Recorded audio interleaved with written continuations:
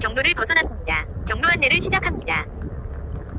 농민들이 농번기에 농산일을 공동으로 하기 위해서 부락이나 마을 단위로 만든 조직을 생각하게 되는 것 같은데 두레가 단위 명사로 사용되는 경우도 있습니다.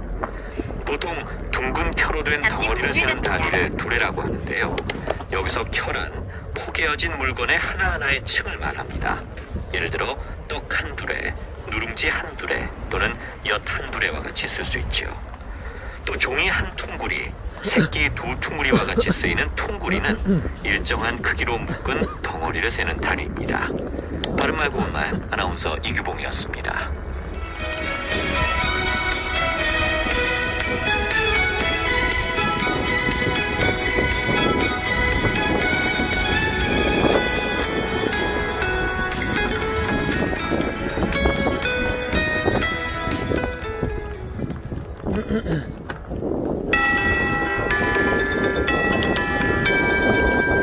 KBS 58분 날씨.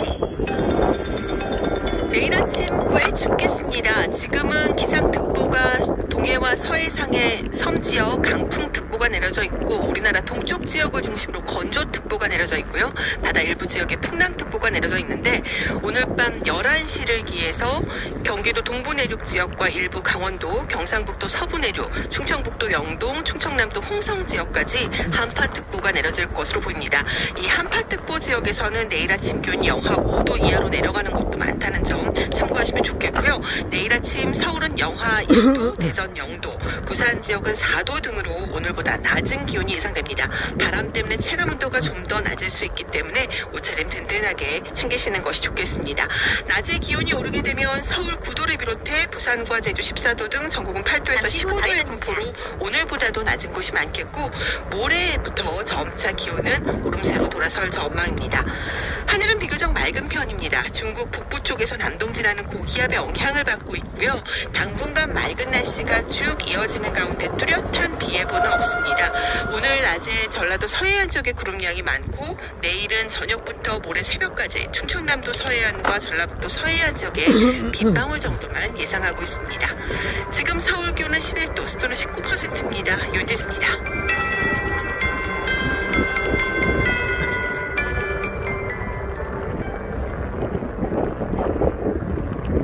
정성을 다하는 국민의 방송 KBS가 내실을 알려드립니다. AM 711kHz, FM 97.3MHz, KBS 1라디오입니다. HLKA.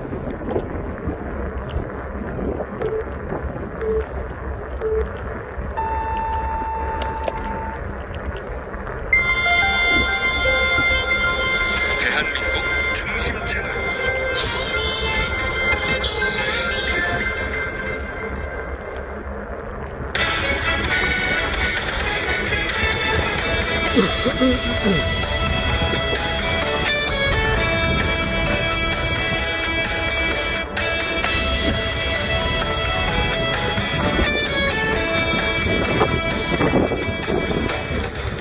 어서오세요. KBS 제1라디오 주말 생방송 정치쇼 시작하겠습니다. 말씀 듣고서 아유 이게 화가 나시는 분들도 꽤 있으신 모양이에요.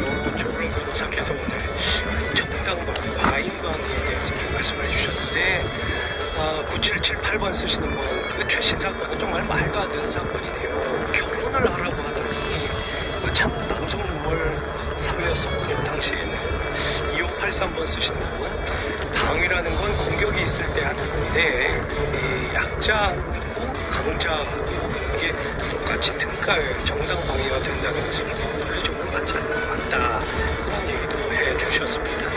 그러니까 좀더 꼼꼼하게 법이 더 보완을 해야 되겠다는 생각을 오늘 좀 더 하게 됐습니다. 자, 지역번호 없이 샵 9730으로 문자 보내주시면 되겠습니다. 짧은 글은 50원, 긴 글은 100원의 정보 이용료가 있습니다. 유튜브 유튜브로도 KBS 1라디오 실시간 이렇게 치시면 화면과 함께 들으실 수 있고요. 또 KBS 라디오 어플리케이션 콩으로는 문자메시지 무료로 보내실 수 있습니다. 교통 상황 알아보고 올까요? 한국도로공사 연결합니다. 이재씨. 네, 오늘 귀경 정체가 많이 길어서 목적지까지 시간적 여유 충분히 두셔야겠습니다. 충청권 중에선 경부선이 가장 많이 막히는데요. 서울 방면으로 남청주부터 청주 휴게소를 지나 천안 분기점까지 이젠 40km 구간 쪽 막히고요. 안성부터 수원신갈까지도 속도를 줄입니다. 서해안선 서울 쪽으로는 줄포 부근에 사고가 나 1차로에서 처리 중이고요. 정체는 당진부터 서해대교까지가 가장 심한데 당진과 금천 사이는 2시간 15분 정도 예상됩니다.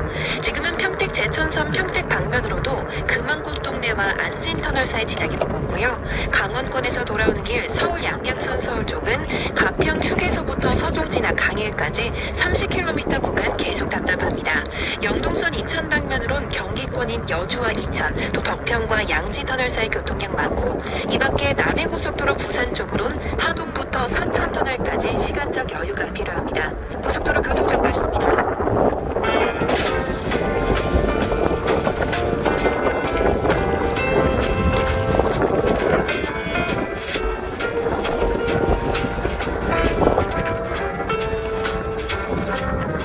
탄탄한 가정경제, 똘똘한 은퇴 설계, 정보쇼 재무 플래너.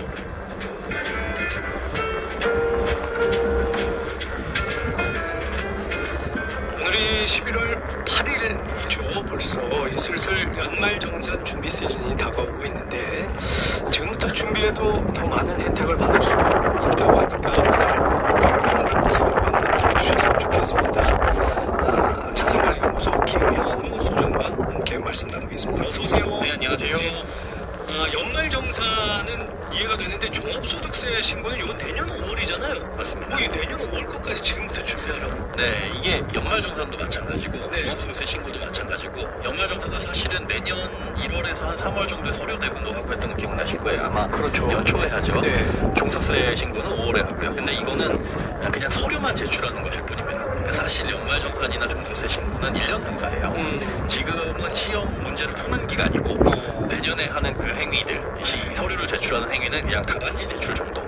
그때 뭐 이름 뜬 거 빠진 거 없는지 누락된 거 없는지 모르시는 거 하는 거지, 문제를 잘 풀어야지 사실은 성적 점수가 잘 나오잖아요. 그렇죠. 그래서 지금 이제 11월, 12월 2달 남았지만 이 기간을 포함해서 1년 동안 우리가 얼마나 열심히 준비를 잘 하느냐에 따라 뭐 13월에 월급이 될 수도 있고 아니면 이제 세금을 좀 더 내게 될 수도 있고, 그래서 지금 좀 준비를 하셔야 됩니다. 와이프가, 제 아내가 아주 오늘 이 시간을 꼭 귀담아 듣으라고 저한테 신신당부를 했거든요.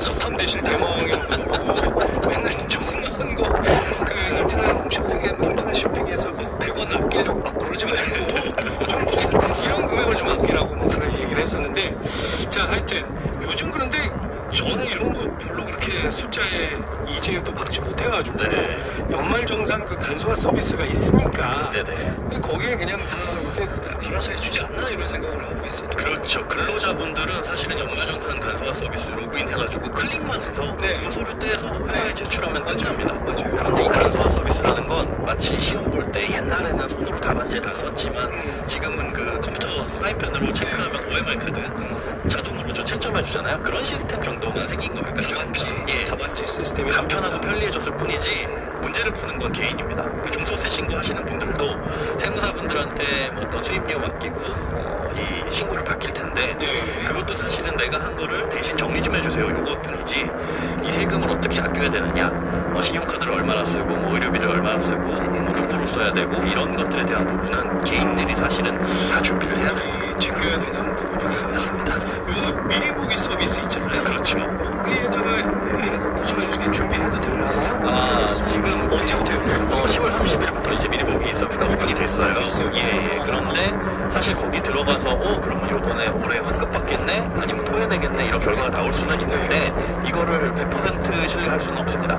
왜 그러냐면 이 미리 보기 서비스에 나와 있는 기준은 올해 올해 신고했던, 그러니까 작년의 소득을 기준으로 올해 연말정산 하셨던 소득을 기준하고 네. 그 다음에 카드를 쓴 것도 1월부터 9월까지 사용한 신용카드를 그렇겠죠. 기준으로 집계가 되기 때문에 그냥 추정치예요. 그러다 보니까 소득이 작년과 달라지거나 아니면 지출이 앞으로 11월, 12월 요 석 달 동안의 지출이 크게 달라지거나 하게 되면 미리 보기 서비스에서의 결과가 판이하게 달라질 수 있다. 네. 이거는 말 그대로 미리 보기는 얼마나 더 쓰면 혹은 신용카드나 뭐 의료비나 이런 것들을 맞벌이 하는 경우에는 누구한테 몰아주면 대략 얼마 정도 더 받을까 요거를 그냥 모의로 해볼 수 있는 그런 과정이다 정도로 이해를 하셔야 됩니다. 네.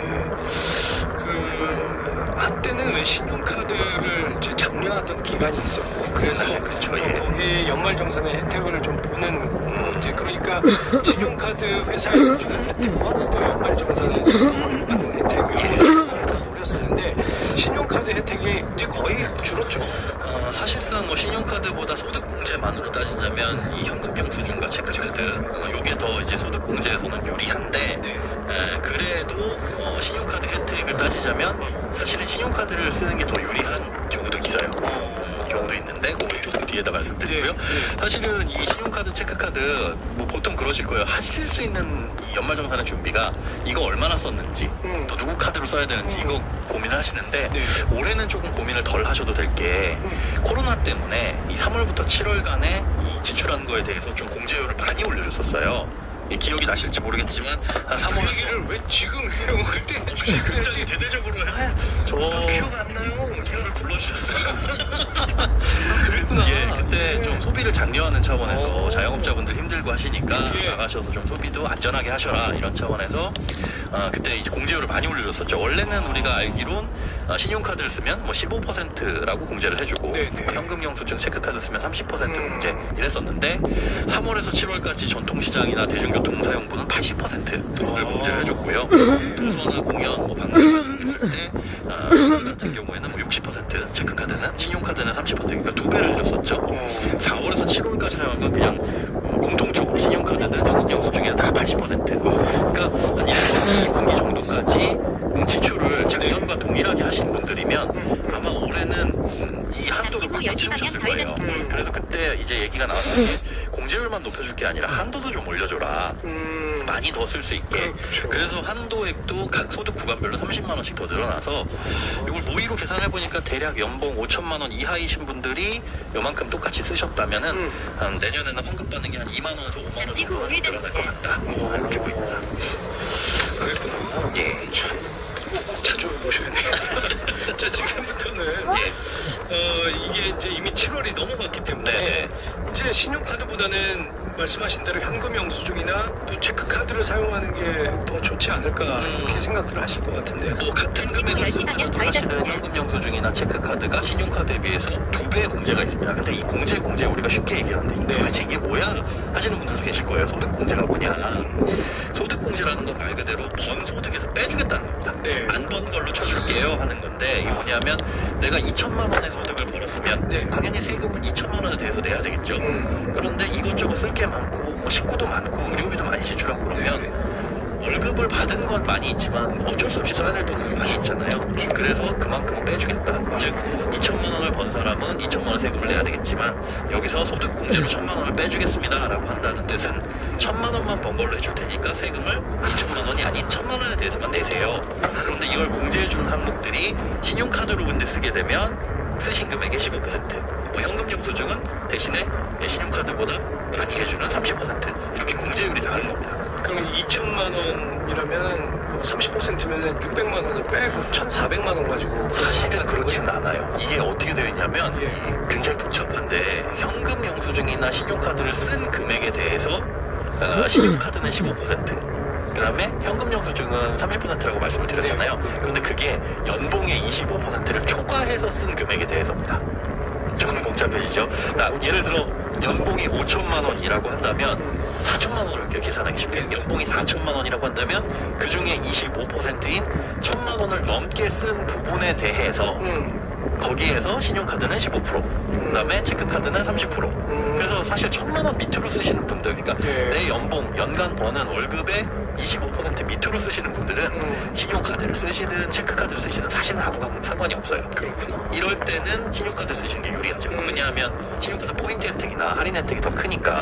그래서 아까 앞서 말씀드린 신용카드를 쓰실 때가 더 유리할 때가 있습니다는 소득의 25%까지는 신용카드 쓰는 게 아무래도 할인이나 적립 혜택 때문에 유리하고 요걸 넘기는 구간에서부터는 체크카드가 유리한데, 그럼 그런 분들 계실 거예요. 나는 연봉의 25% 넘게 쓰는데 그럼 그 일일이 계산해서 25%까지는 신용카드 쓰고 넘는 거는 체크카드 쓰고 이래야 되냐? 잠시 후 사실 그럴 게 좌회전입니다. 없는 게 알아서 집계를 해줍니다. 알아서 먼저 할인 혜택 뭐 이런 공제 혜택이 적은 거 신용카드 먼저 25% 빼주고 초과하는 부분에 대해서는 유리한 쪽으로 계산을 해주기 때문에 일일이 계산하실 필요는 없고요.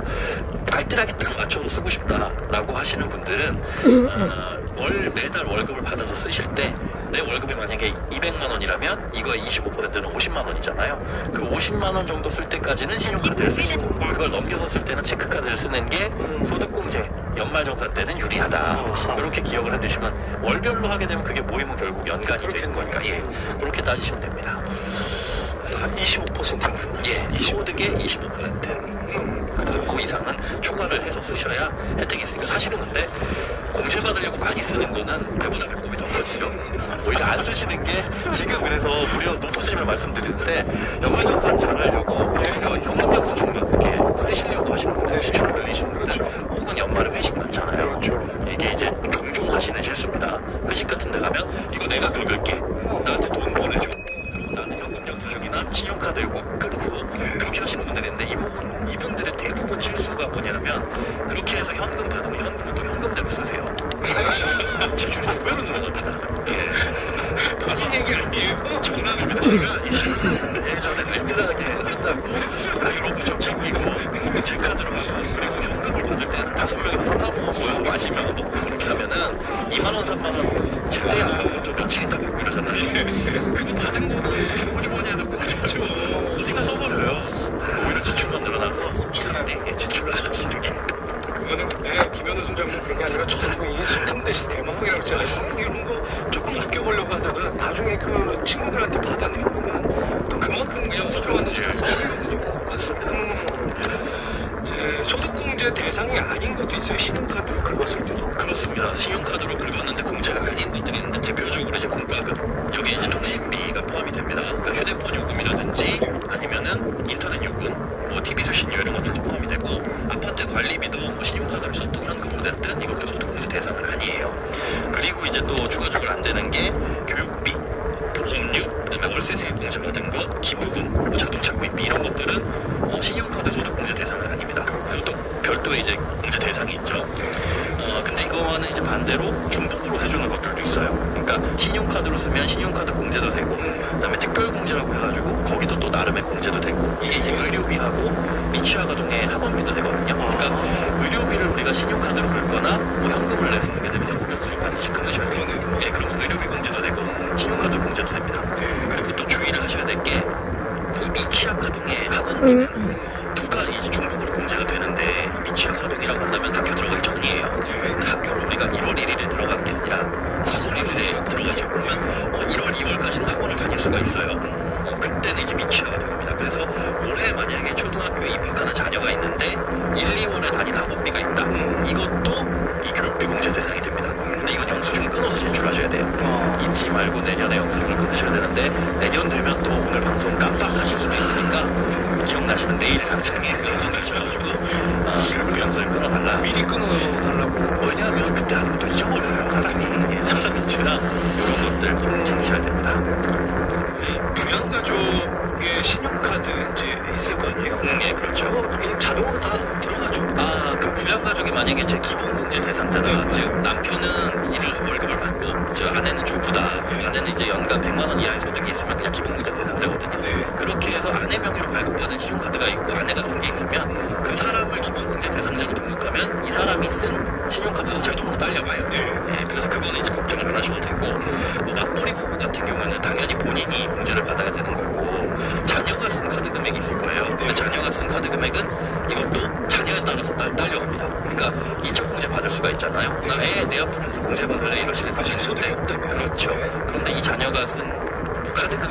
있으면 다 딸려옵니다. 그러니까 사람이 쓴 거는 그 사람에게 딸려간다. 다만 의료비만큼은 분리해서 왔다 갔다 조정할 수 있다 정도로 기억해 주시면 되고, 그 다음에 주의하셔야 될 게 가족 카드 발급받는 경우 있어요. 그런데 이 가족 카드는 결제를 한쪽에서 하더라도 누가 돈을 냈냐가 중요한 게 아니라 누구 명의로 발급받았냐가 중요합니다. 그래서 그 명의자에 따라 발급하니까 이것도 가족 카드 발급받으신 분들은 조금 쓰실 때 주의를 하셔야 되죠. 맞벌이 부부일 경우에는 한쪽으로 몰아주는 게 유리하다 이런 얘기도 있던데 이건 맞아요? 일반적으로는 맞습니다. 왜냐하면 아까 소득의 25%를 초과해서 써야 그 다음부터 공제가 발생하기 때문에 한쪽으로 몰아줘야지 초과할 수 있는 가능성이 좀 높아지겠죠.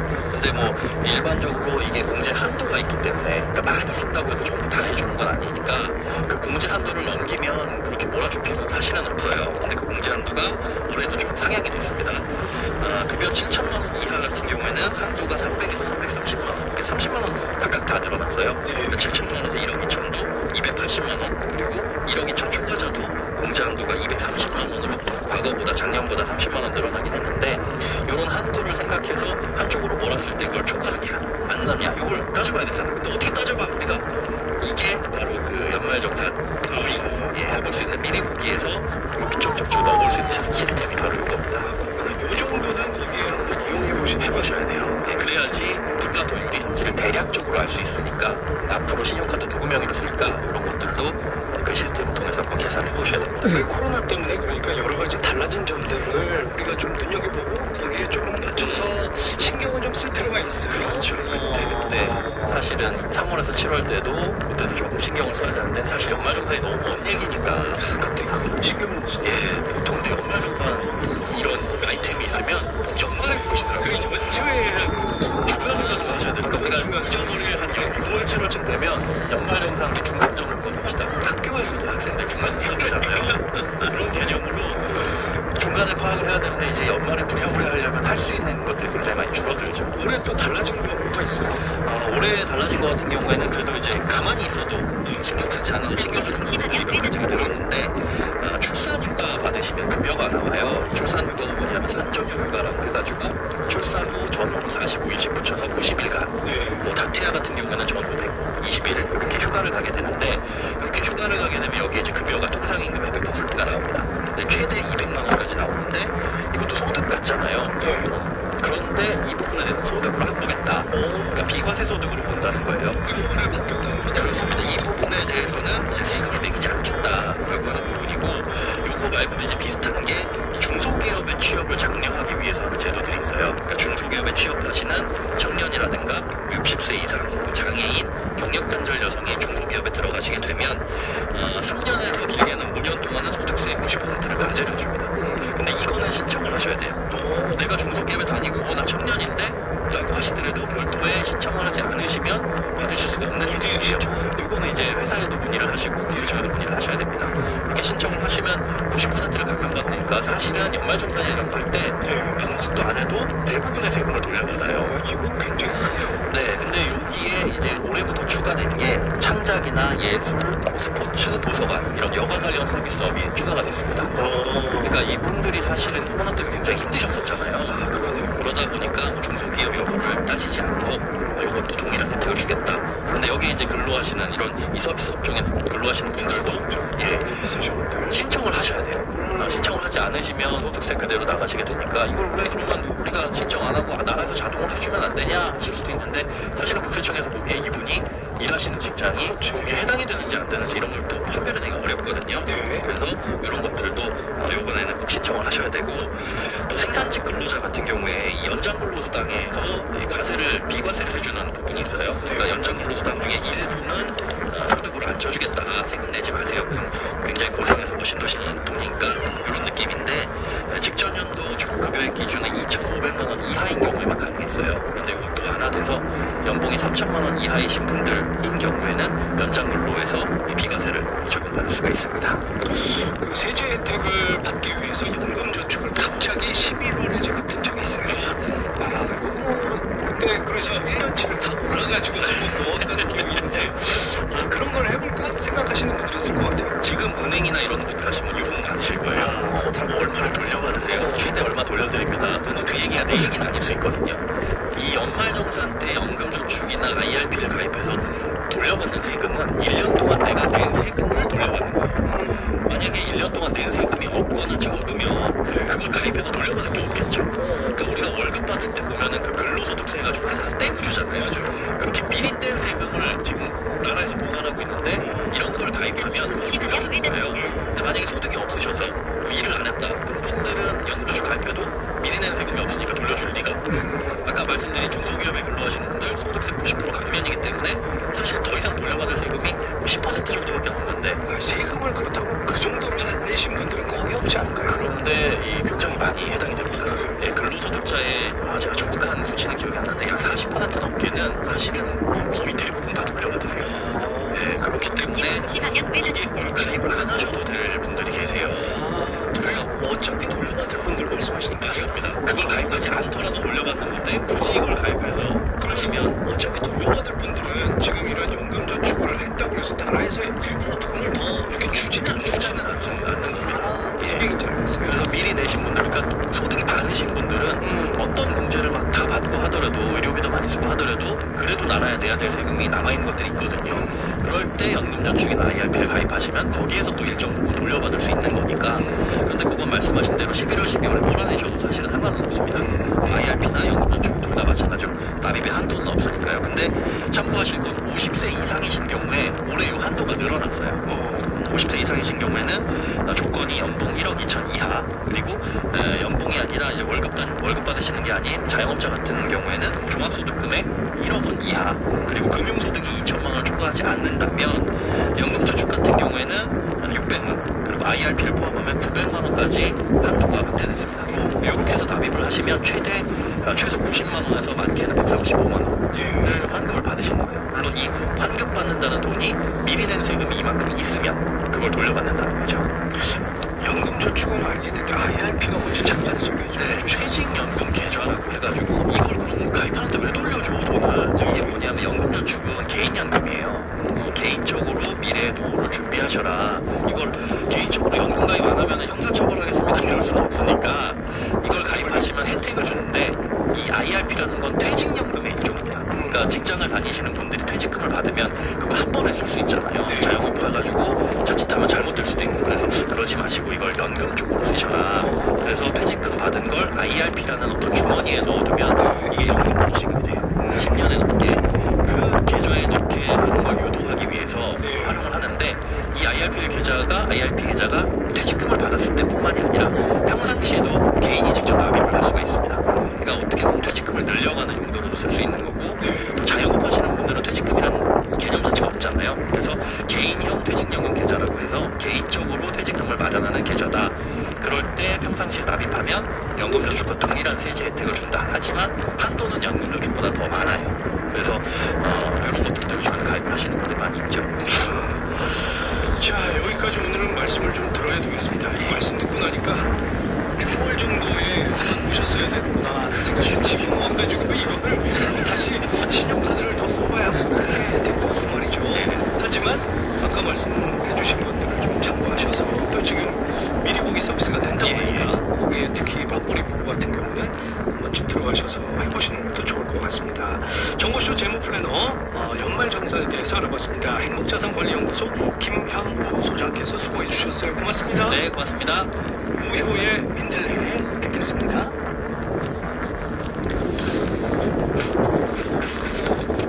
여기 지금 가만있어 보자. 이거 음악 준비가 안 됐으면 괜찮아요? 예. 무효의 민들레 한번 듣고 가고 싶어요.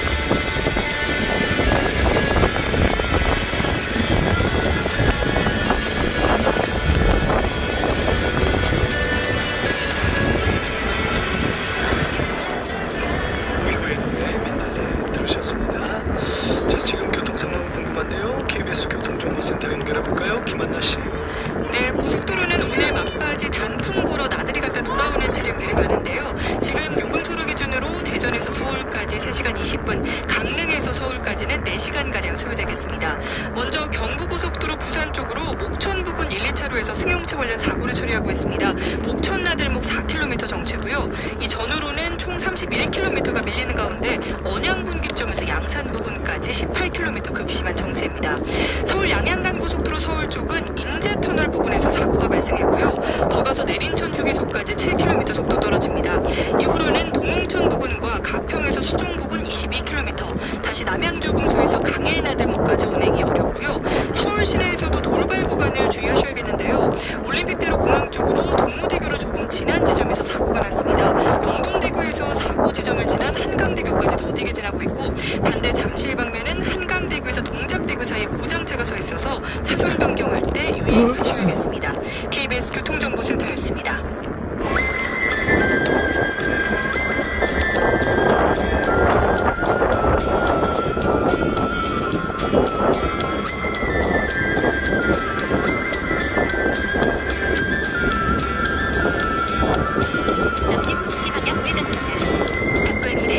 걸어서 역사 속으로.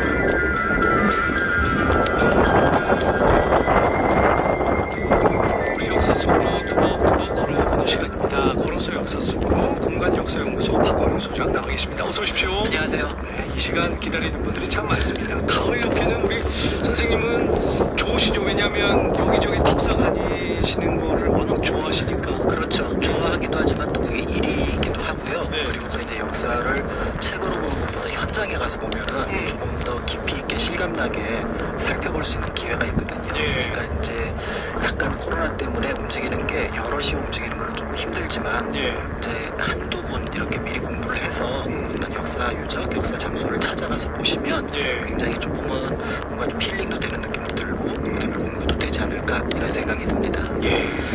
자, 오늘은 어떤 얘기를 한번 해볼까요? 그 제가 어저께 새벽까지 CNN을 보고 있었습니다. 아, 저랑 똑같구나. 네. 미국 대선에 이렇게 큰 관심을 갖게 된 게 처음이고요. 선거제도를 완전히 파악하게 됐어요. 그러니까요. 그래서 이제 각 주별로 배당된 뭐 선거인원, 선거인단 뭐 이런 것들이 네. 몇 명인지까지 이제 체크를 했는데 어저께 밤에 이제 비로소 270명을 넘어서 이제 결정이 됐다고 하는데 사실은 이제 지금은 이제 투표라는 과정을 통해서 경쟁자를 놓고 그다음에 이제 대권 그러니까 한 나라의 지도자를 놓지만 예전에는 이제 왕정 시대에는 왕위를 놓고 싸우거나 아니면 또 왕위의 계승을 자리를 놓고 싸우는 경우가 있습니다. 그래서 그와 관련해서 어떤 치열한 경쟁을 벌였던 사건이 이제 굉장히 많이 나타나게 되는데 그 중에서 이제 역사 속에서 보면은 신라에서 이제 김원창의 반란 이제 굉장히 어떤 신라 전체를 뒤흔들었던 어마어마한 사건이고요. 그다음에 이제 조선 후기에 또 이인좌의 난이라 그래서 조선 후기처럼 굉장히 안정적인 시기에 양반이 주도가 돼서 반란을 일으킨 사례는 굉장히 드문데요. 이 이인좌의 난이 또 그런 어떤 사례가 있기 때문에 이것들과 연결해서 왕위 계승 그리고 이제 반란 그리고 그것에 대한 어떤 그 사회적인 통합 이런 것들이 어떤 의미가 있는지를 역사 속에서 한번 살펴보려고 준비했습니다. 이인자의 난이 그 영조 시대에 있었던 거 맞죠? 맞습니다. 예. 자, 그러면 신라 김원창의 난부터 한번 좀 말씀해 주시면 좋겠는데 이게 언제쯤이에요? 서기로 보면 이제 822년인데요. 그러니까 신라가 이제 이른바 상대, 중대, 하대라고 해서 원성왕 이후를 하대라고 봅니다. 예, 그러니까 이제 약간은 좀 혼란한 시기라고는 하지만 그렇다고 해서 완전히 유한된 시기는 아니었던 시기인데 이때 이제 지금의 공주, 예전에는 웅천주라고 했습니다. 신라 때는 이 웅천주 도독이었던 김원창이 이렇게 반란입니다. 그런데 이 반란이 여느 반란과는 다르게 규모도 굉장히 컸는데요. 일단 국호를 장안, 그 다음에 연호를 경훈이라고 해서 우리는 신라가 아니다라는 것들을 명확하게 이제 선언을 하고요. 그리고 이제 김원창의 호응해서 세력이 여러 곳에서 일어나게 되는데 그때 이제 그 자료를 보면은 우진주, 완산주, 정주, 사벌주 그러니까 지금의 전라남북도하고 그 다음에 이제 충청도, 그 다음에 경상북도 일부가 여기에 호응을 했다라고 하는 거니까 어떻게 보면은 서라부를 중심으로 그러니까 부주 중에 4주가 김원창 쪽으로 돌아섰으면 이제 경주가 오히려 포위된 상황 이런 의미로 이제 김원창의 반란이 시작되었다 이렇게 볼 수가 있습니다. 백제 지역이 거의 김원창 쪽으로 돌아섰고요. 그리고 경상북도 일부하고 그다음에 충청도 일부하고 그러니까 이제 신라는 발칵 뒤집힌 거죠. 그래서 8명의 이제 토벌대를 내보내게 되는데 이때 이제 이 토벌대를 이끌었던 장군들이 다 이제 원성왕 집계라고 하는 일정한 특징을 가지고 있습니다. 그래서 이제 그 이유는 조금 이따 설명을 드리도록 하겠고요. 결국 이제 토벌군이 나섰다는 소식을 들었던 김원창은 이제 주력 거점에 이제 자신들의 부대를 배치하게 되는데 주력군은 항상 이제 그 고대 역사에서 굉장히 중요한 장소가 보원입니다.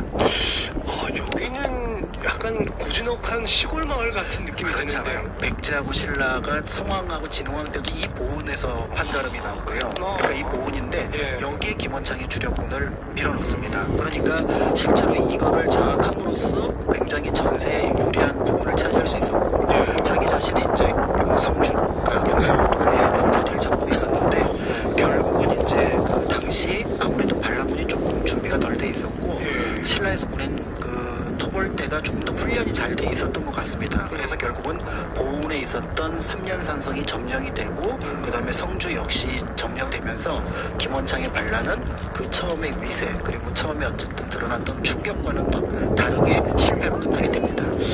이게 뭐 어마어마한 쿠데타잖아요. 당시로 보면 그렇죠. 반란이니까.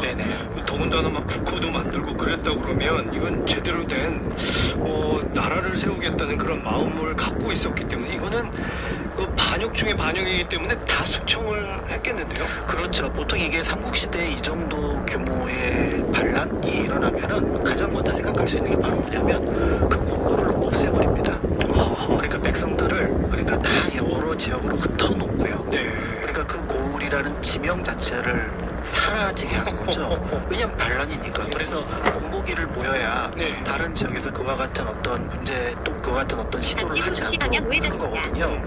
그런데 뜻밖에도 삼국사기 기록을 보면은 굉장히 처벌의 규모가 지금 보기에는 잔인하지만 당시로서는 소규모였습니다. 그래서 김원장을 이제 이미 이제 자결을 하게 되는데 그 시신을 이제 잠시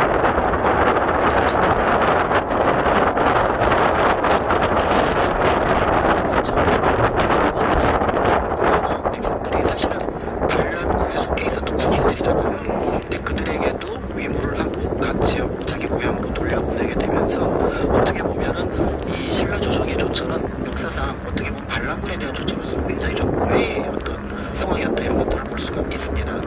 239명을 처형하는 선에서 마무리 지었다. 네네네.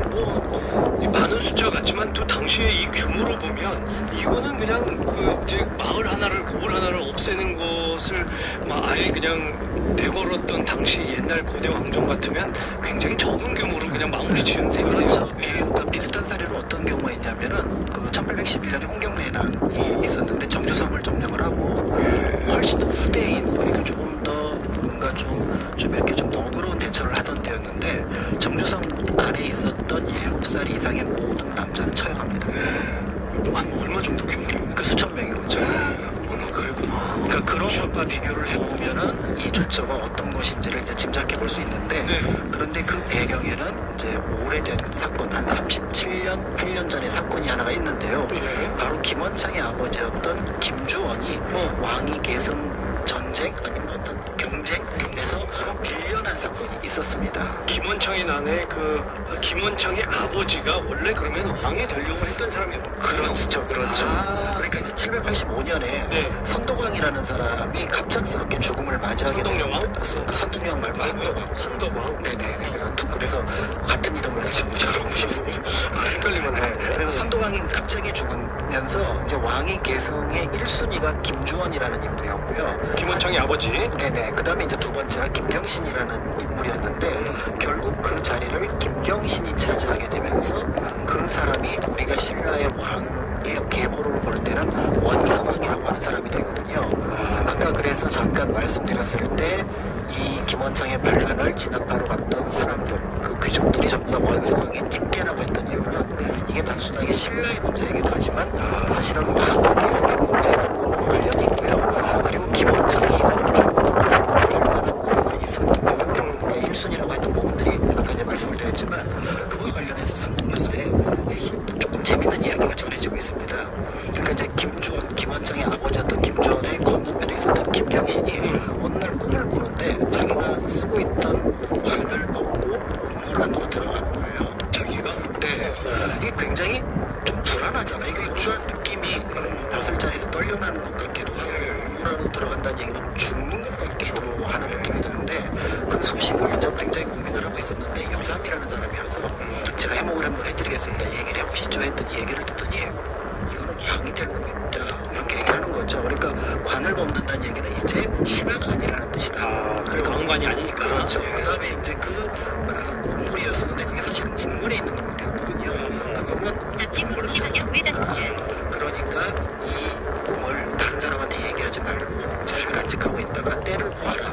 그래서 이제 김경신이라는 인물이 약간 걱정이 되는 거죠. 그럼 내가 혹시 뭐 할 수 있는 게 있느냐 그랬더니 그 여삼이라는 사람이 혹시 가능하다면 북천의 신, 그러니까 이제 신라 월성을 중심으로 북쪽에 개울이고 이제 동천이라는 것이 있고